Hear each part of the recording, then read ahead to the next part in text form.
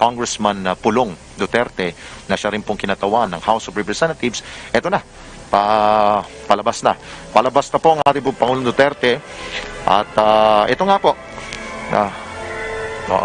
dito nga po, ayun.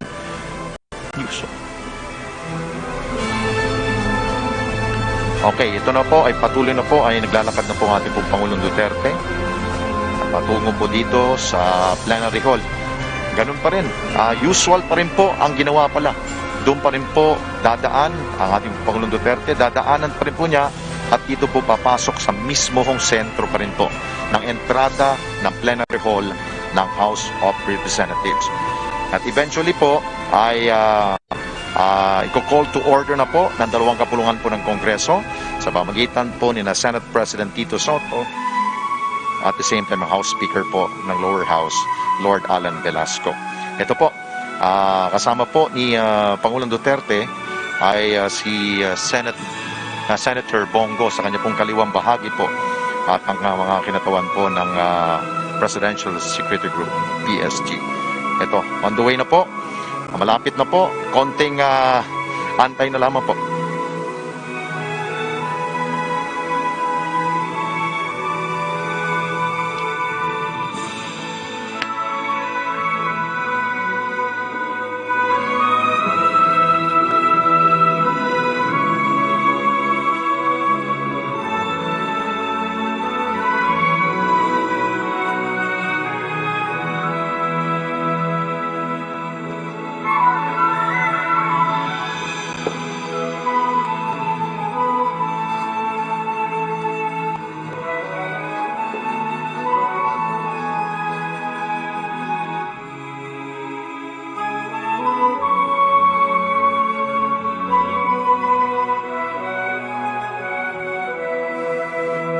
Ang inyo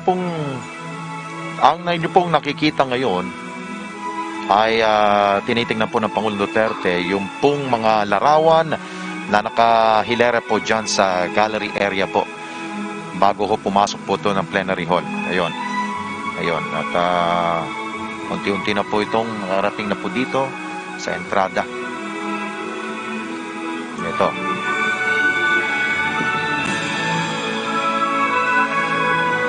Ayun. Mga larawan po ng mga dati po mga House Speakers ng House of Representatives.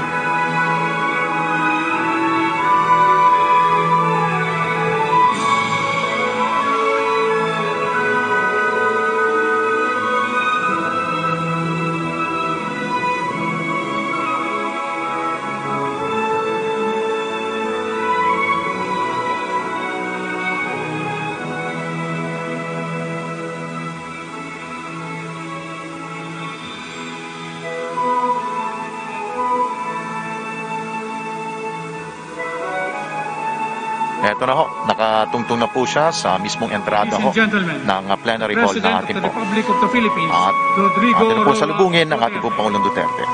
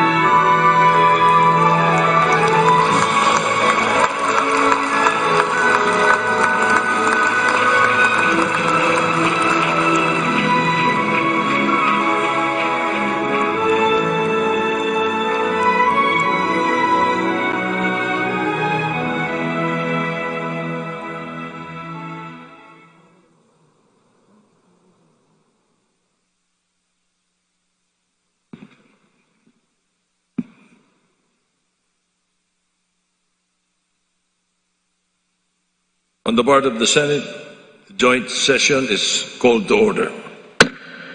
On the part of the House of Representatives, the joint session is hereby called to order. Please rise for the singing of the Philippine National Anthem, to be led by Ms. Morissette Amon and accompanied by the Philippine Philharmonic Orchestra.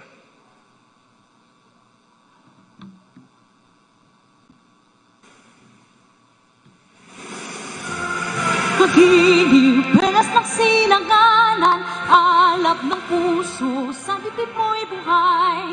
Lupang hinirang, duyan ka ng magiting, sa manlulupig, di ka pasisikin.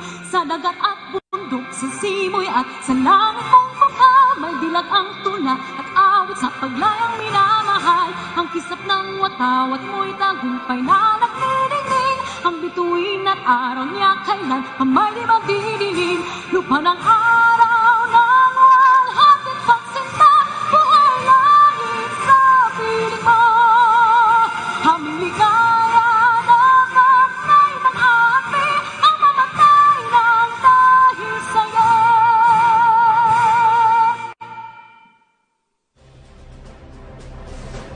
Please remain standing for the nation's prayer.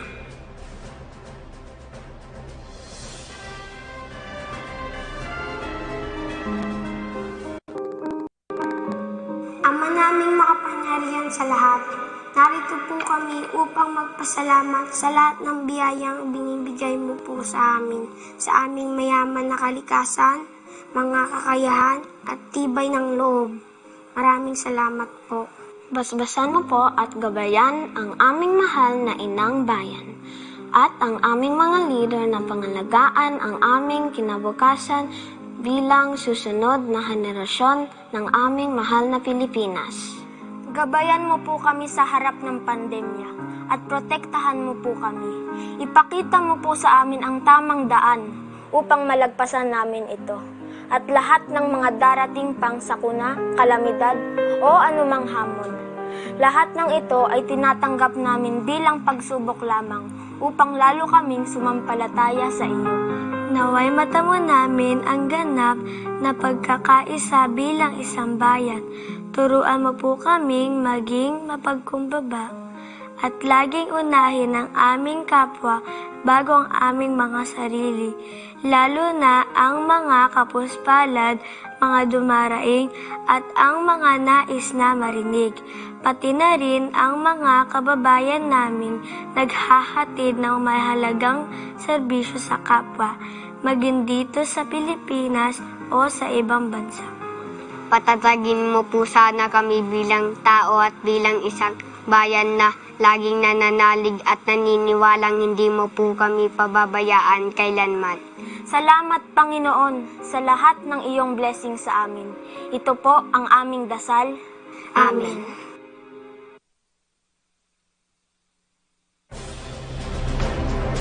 Ladies and gentlemen, honorable members of Congress, the President of the Republic of the Philippines, President Rodrigo Roa Duterte.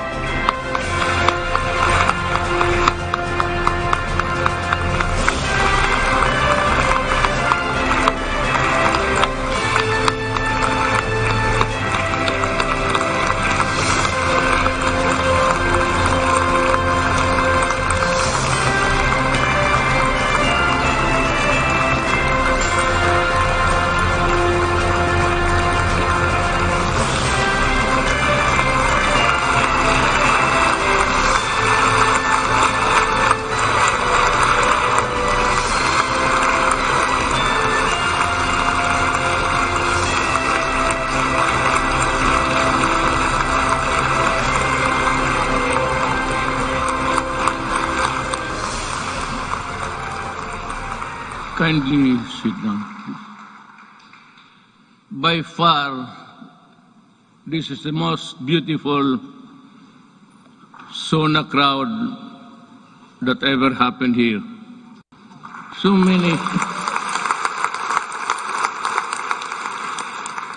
many beautiful faces, and you only have to guess when you see the full face of the person. Senate President Vicente Soto III and the honorable members of the Senate, House Speaker Lord Alan J. Velasco, and the honorable members of the House of Representatives, Vice President Maria Leonor Robredo, former Presidents Fidel V. Ramos, Gloria Macapagal Arroyo, Joseph Ejercito Estrada, the Chief Justice Alexander Gismondo, and the Justices of the Supreme Court, Executive Secretary Salvador Medialdia, and the members of the Cabinet, Dean of the Diplomatic Corps, His Excellency Archbishop Charles John Brown, and the distinguished members of the Diplomatic Corps. My fellow government workers, and of course, to my lovely wife, Hanilet, mga mahal kong kababayan,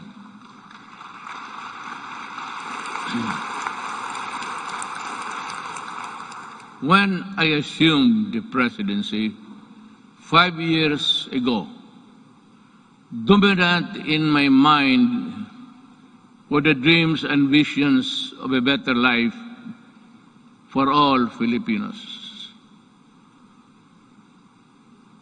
I saw them as reachable through the institution of reforms and radical changes in both in the structure of government and the mode of governance. Changes designed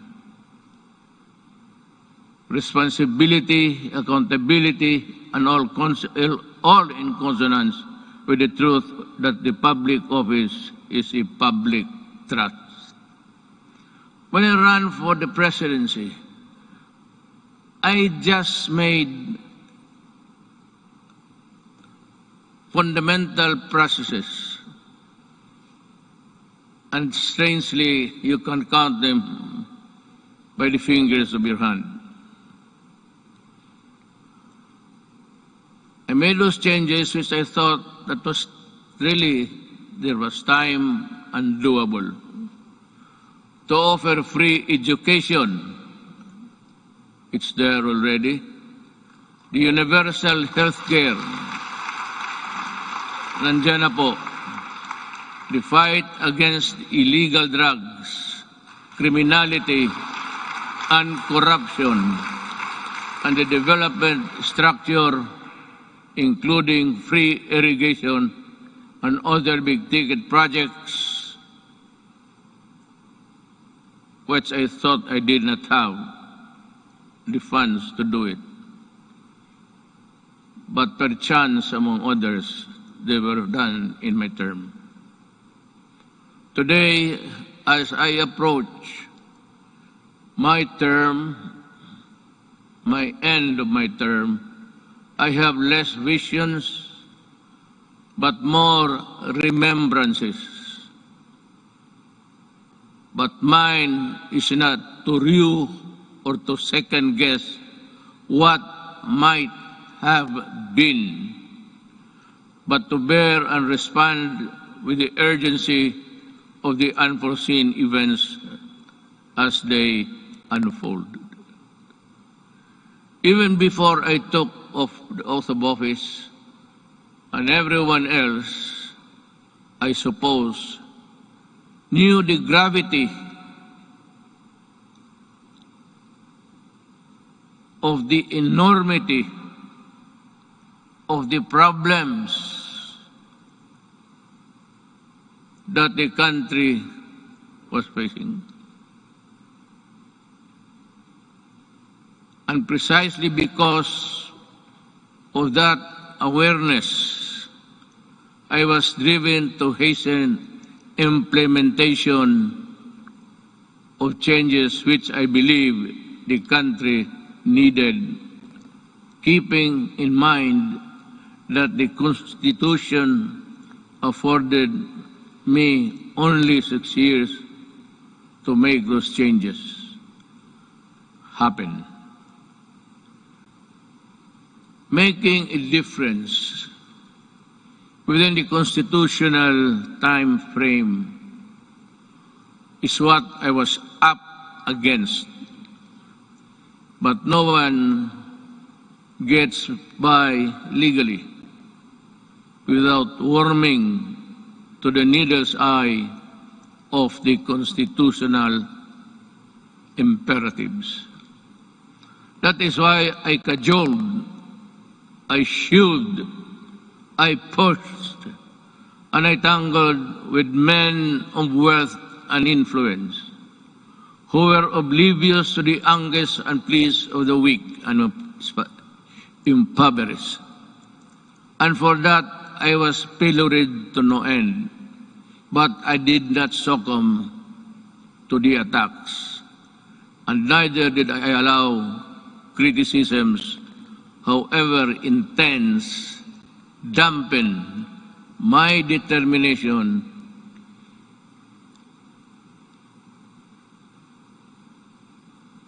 and initiatives, because my purpose was pure and unpolluted.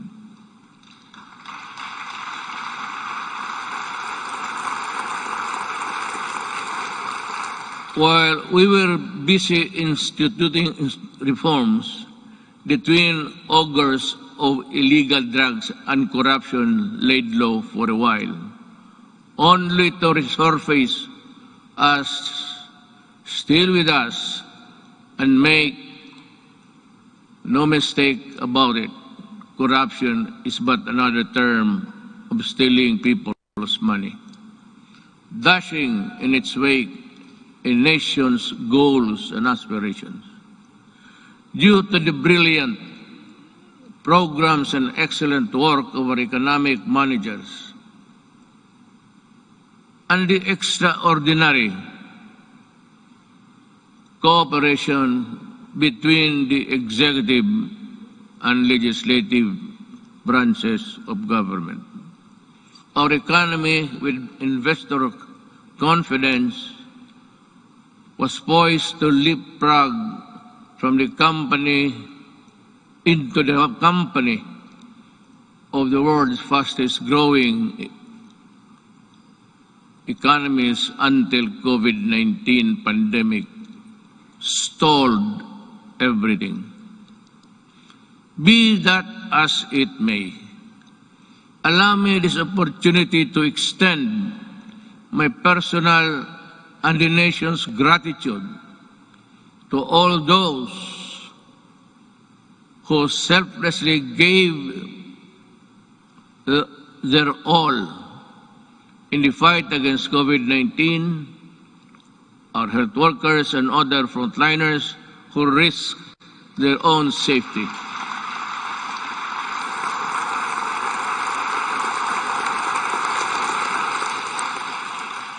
To keep our essential health services and our food supply chain running, boosting the economy activity and ensure peace and order in our communities.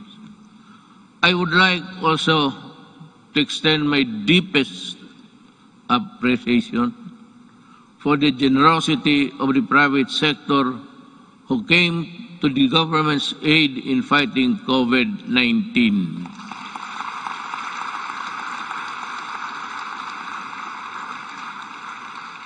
I am profoundly thankful for your sustained assistance to fellow Filipino.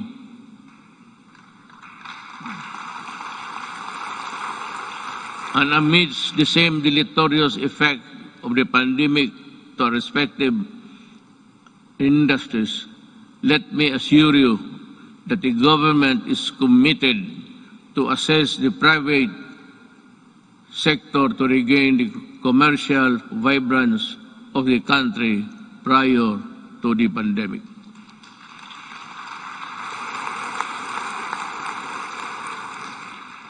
to our local executives, this pandemic pushed you to step up and deliver responsive assistance. I'm glad to have seen you undertake new and heightened responsibility, working doubly hard to protect your constituents. To the international development partners who extended a helping hand amidst the global health emergency, the Philippines remembers your kindness and goodwill with sincere gratitude.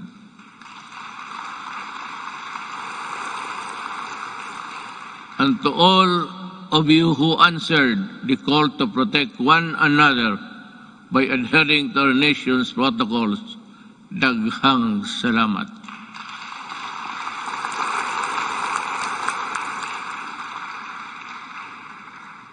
But then, let me ask,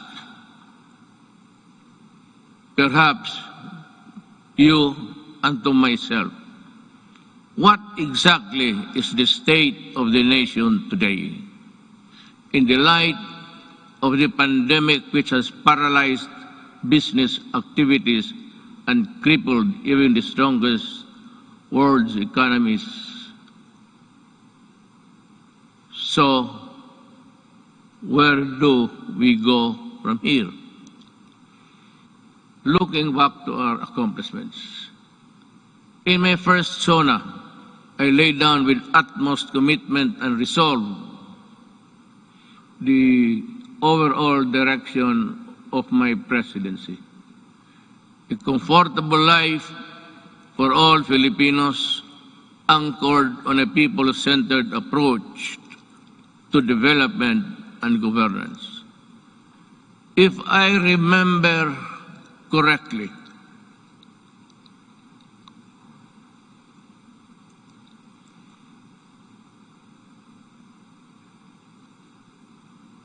my administration, I said, will implement a human approach to development governance in our people's welfare in the areas of health, free education, adequate food and housing, environmental preservation, and respect for the culture. I bore no illusions that steering a nation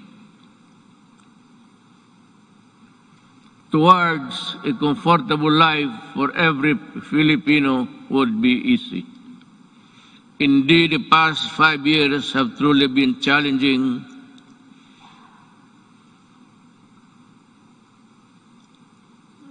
and humbling.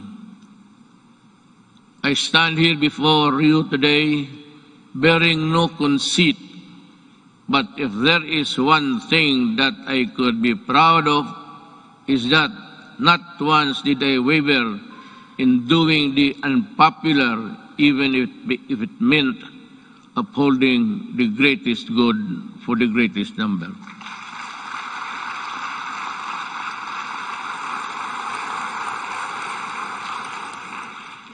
Before I took office, our country was beset with communist insurgency scattered across the nation.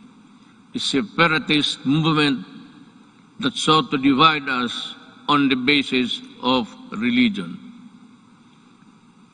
and religion's deficiencies, and the proliferation of illegal drugs and criminality. Our armed forces were ill-equipped to deal with internal and external threats, while the police force had been overwhelmed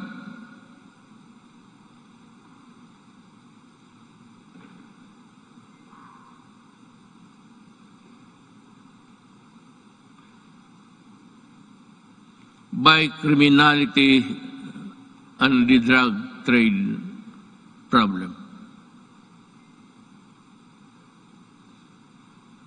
This is why I made it a priority to strengthen the institution, boost the morale of the men and women of the armed forces of the Philippines and the Philippine National Police and other armed services.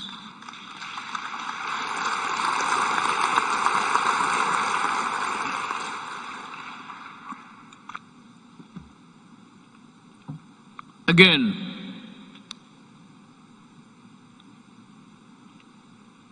I thank Congress for working with the Executive Department in enhancing capabilities of the AFP and PNP through our modernization program. In 2018, we raised the salaries of our military and uniformed policemen and personnel to a level commensurate to the critical role they play in upholding national security and maintaining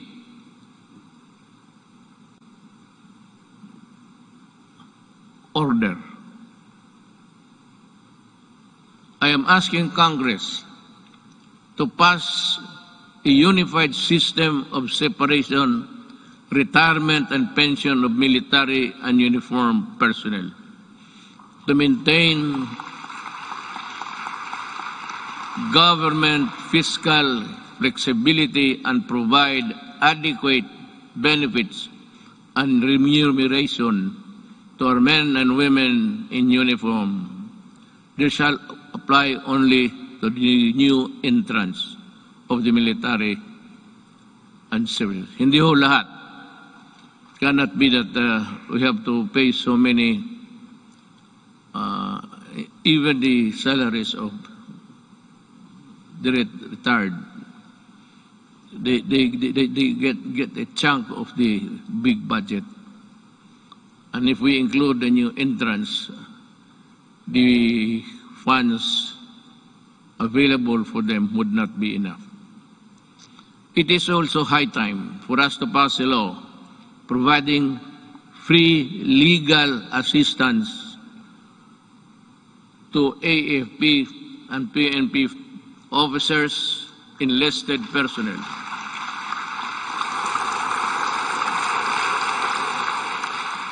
To help them from charges arising from incidents related to the performance of official duty.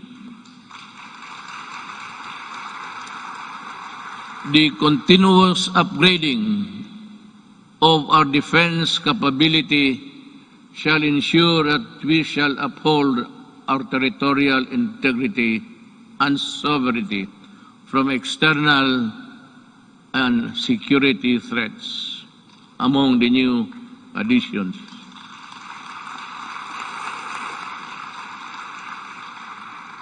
we welcome the country's 2 missile-capable warships to enable us to protect our seas by providing them with necessary equipment, by enhancing their professional capabilities, and looking after the families of the soldiers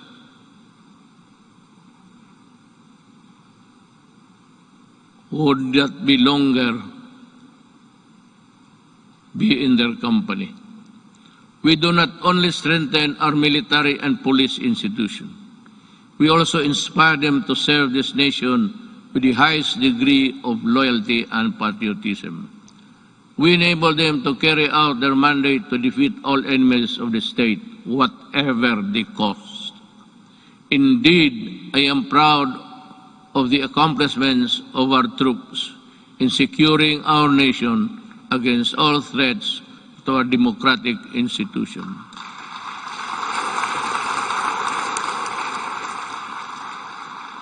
But peace must be realized.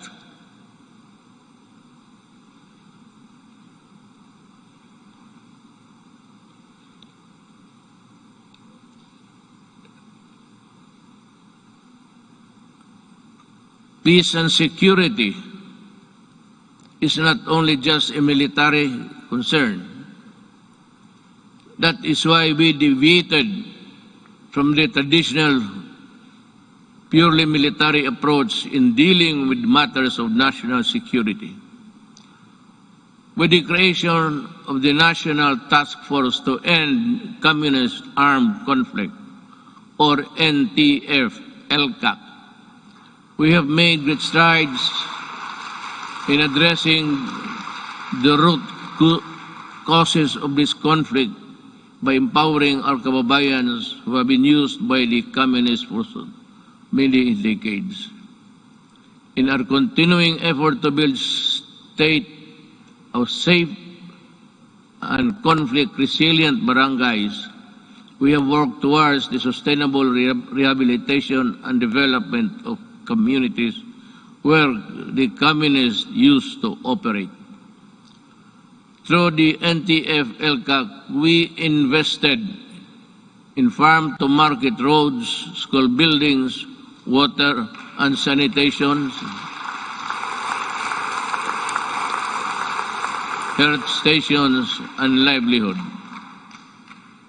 Alam mo, kasali na tayo dito lahat. Always, every law or every regulation must pass Congress, of course, to the President. But sometimes, you know, in our,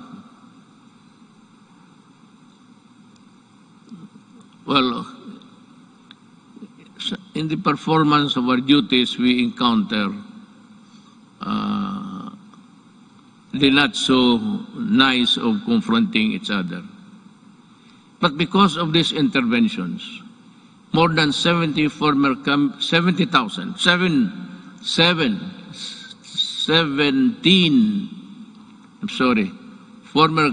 rebels have surrendered to government. They have returned to the folds of the law and are happily reintegrating programs or the local eclipse.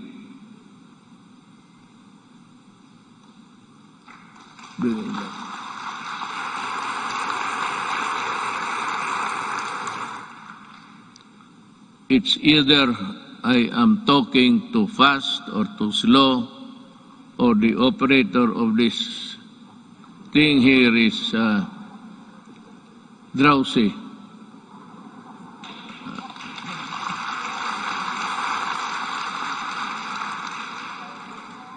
Maybe because I had so many ad-libs along the way. Marami akong akin lang.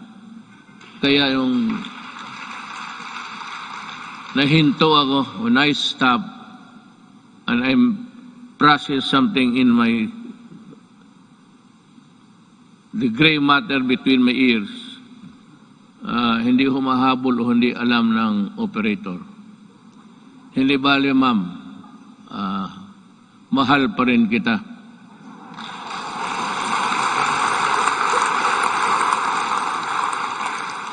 Lalaki ba ito o yung mga babae?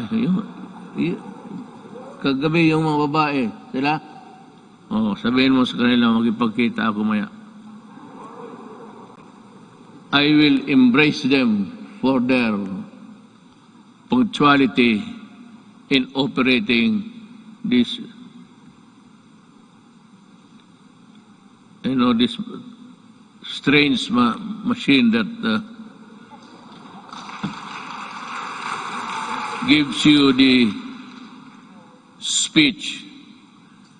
With the support of our local government units, I am confident that support for the communist movement will continue to erode in the next few months. Unlike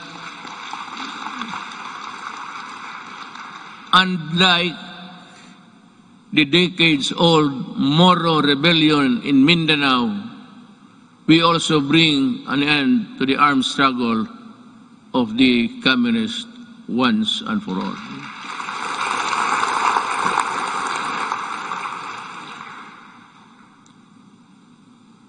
Sa totoo lang, itong komunista, college pa ako. Hanggang ngayon, ang mga sige pa rin. So, speech mo lang ito, kunwari lang, pero ang totoo, there's a lot of fighting going on in the countryside. But I'd like to credit the police and the military for destroying so many communist fronts. I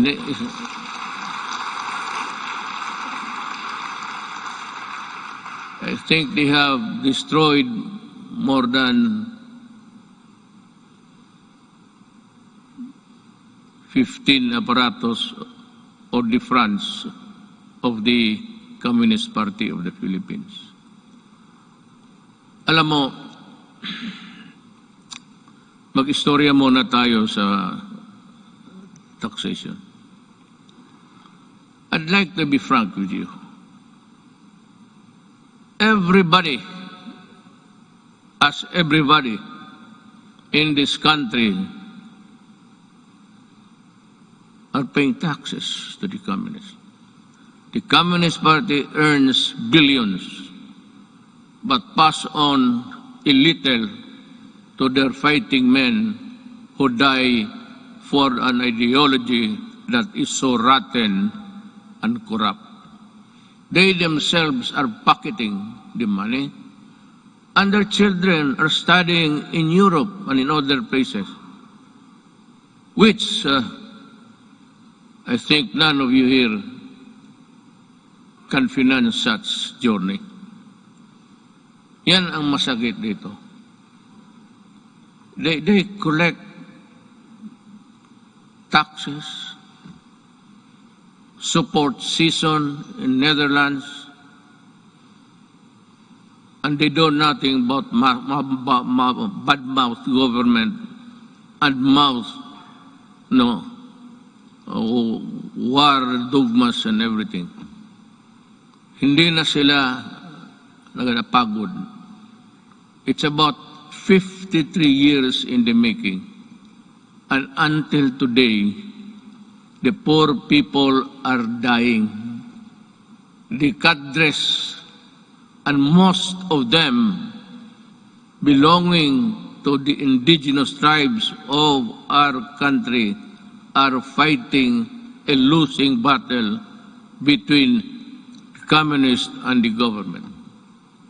They waste lives, they enlist children, and they are proud of it, but they deny it. But when you go to the mountains, such as I and Senator go many times, even during the elections, they were there with so many arms that I think somebody, an idiot here in the Philippines, supplied the firearms.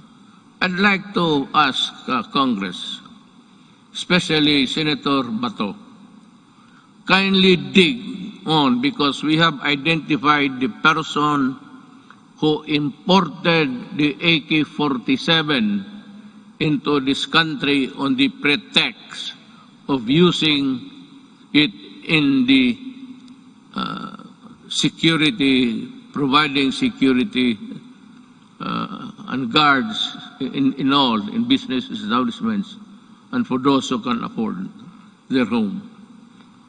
This policeman, I think, is still there. He was a colonel,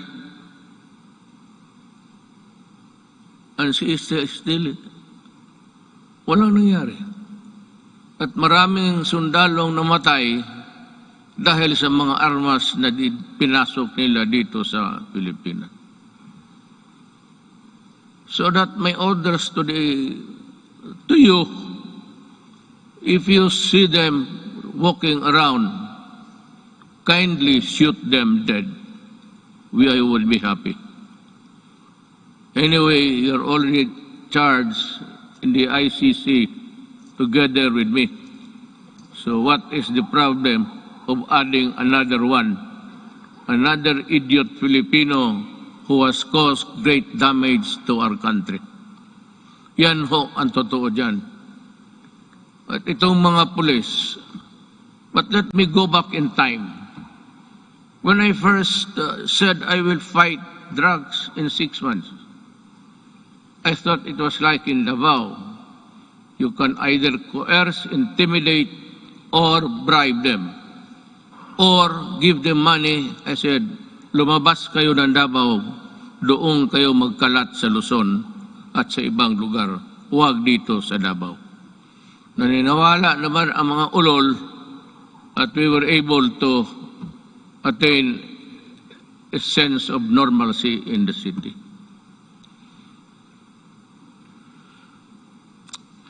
Yun ho ang totoo. There are people charged with corruption and even going to prison for just maybe not telling the truth in their assets and liabilities. Nakukulong. Itong mga police were doing their thing, their drugs.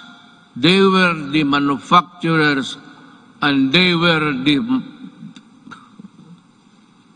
distributor of drugs. When I became president, I asked De La Rosa, he was the chief of police of my city. I promoted him direct to being PNP chief. 4-star na kaagad, automatic. But I told him and the others, look for the enemies. Look for where they are. And if you find them, destroy the apparatus. Destroy all, from the manufacturers to the peddlers, because we are fighting a drug war that was being participated in the business by 9 generals of the PNP. Kaya ang sakit sa loob ko, I did not know that I was fighting my own government. Customs and everyone else were facilitating the importation of drugs. And one importation, as you can see it every night on TV, the police now sees about almost $1 billion worth of drugs every day. And if you look at the 888, there are about 1,000 Filipinos arrested every day by the police in connection with drug trafficking. And that is why I go crazy looking at the situation. They are still around. We do not have the laboratories now because nawala na sila. At itong naiwan ngayon are doing the importation. The citizens of another country cook their shabu in their in their tugboat or something, and they threw out the product contained in the plastic bags and with the GPS attached to the contraband so that the importers could find them easily. That is how we are fighting, almost losing a battle against drugs. And now, the Sinaloa gangsters of Mexico and the triad of Laos in that area. They are busy cooking, and we have the Filipinos here with nothing in their mind except to destroy a nation, distributes them. That is what I said. I've been asked the question, and several times I gave the answer. I am a Filipino, and I love my country. I do not want my country in disarray because of drugs. I do not want families break up and become dysfunctional. Yun ang masakit sa akin. If you want to destroy a family, look for a way of the member or a resident of that family home. Biglang mo na droga. Pag nandyan na yung droga at they are hooked, and that is the end. Sometimes families are separated because of drugs, becomes dysfunctional, at yung mga masawa magpunta doon sa abroad, ika nga, to look for jobs. And you know, in the Middle East, I am not attributing it to any particular country, but there are tribes in the Middle East who are employing our Filipino citizens, and they are uniform. Everybody who comes here home asks them how many hours of sleep they have. They said it's only 3 to 4 hours. And the food is hagwas.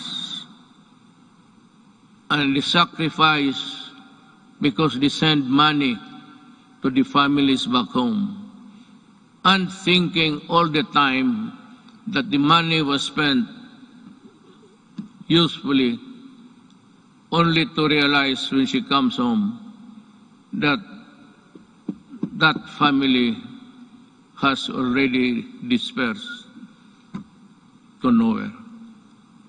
Bakit yan? Because itong mga drogista sa baba, itong peddlers, itong basurero, tawag, it's a street lingo. They look for families na may mga nanay, tatay nagtrabaho, ang tatay or nanay nagtatrabaho sa abroad. And to think na iniiwan nila ang mga anak nila kung saan-saan na lang, to their neighbors, at the tender age of 3 to 4, 5, it breaks your heart. Iiwan lang nila sa kapitbahay kung walang mga relatives. And then, when they come back 5 years up, 4 years after, they now realize that their young sons and daughters have gone into prostitution because of drugs. And their boys or the male are nowhere to be found and into the drug business also. Yun ang pinakamasakit. Masakit sa akin na ang Pilipina pumunta doon para magtrabaho because sexual abuse in some tribes in the Middle East have this notion that if you are a slave or you are a paid person working for them, sexual abuse becomes part of the territory. Kaya dyan ako pumuputok at nakakita ko yung mga pamilya na sira. and to think that they labored without sleep, eating, I said, garbage, and not being allowed to go to their own church to pray. Well, that is prohibited by them. And we have been, just because of their money that they get, we just look the other way around, but still being, bothered every night, and what will happen to the next succeeding group of. That is why I have in this